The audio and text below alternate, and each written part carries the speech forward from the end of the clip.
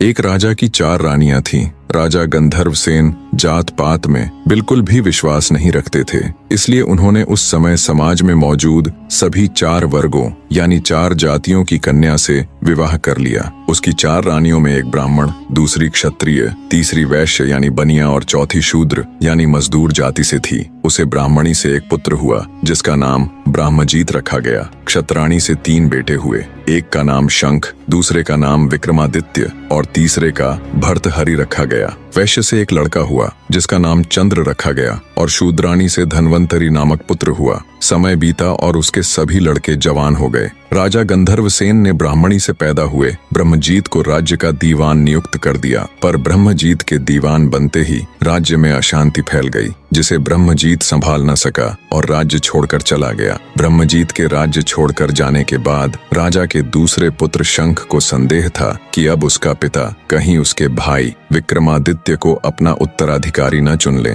क्योंकि विक्रमादित्य को हर क्षेत्र में महारत हासिल थी। हर तरह से निपुण होने के कारण राजा का मोह सबसे अधिक विक्रमादित्य में ही था। इसी के चलते एक दिन शंख ने अपने पिता राजा गंधर्वसेन की हत्या कर दी और स्वयं उज्जैन का राजा बन बैठा। जब राजा गंधर्वसेन की हत्या की खबर उसके बाकी बेटों ने सुनी तो वो सब अपनी जान बचाने के लिए राज्य छोड़कर भाग खड़े हुए। विक्रमादित्य को जब अपने भाई के इस कृत्य का पता चला तो उन्हें अपने भाई पर अथाह क्रोध आया, पर समय की नजाकत को भांपते हुए उन्होंने बुद्धि से काम लिया कि अभी समय उसके पक्ष में बिल्कुल भी नहीं है। सारा राज्य काज, शस्त्र बल इत्यादि उसके भाई शंख के नियंत्रण में है। अंततः समय अनुकूल न होने के कारण विक्रमादित्य भी उज्जैन को छोड़कर जंगलों में चले जाते हैं। सबके जाने के बाद शंख आराम से उज्जैन नगरी के ऊपर शासन करने लग जाता है, पर फिर भी उसे रह रहकर ये डर सताता कि एक दिन उसके भाई वापस आकर उसकी हत्या कर ये सत्ता छीन लेंगे। इसी आशंका के चलते राजा शंख ने निर्णय लिया कि वो अपने भाइयों का पता लगाकर उन्हें भी मरवा देगा। राजा शंख ने एक दिन देश प्रदेश से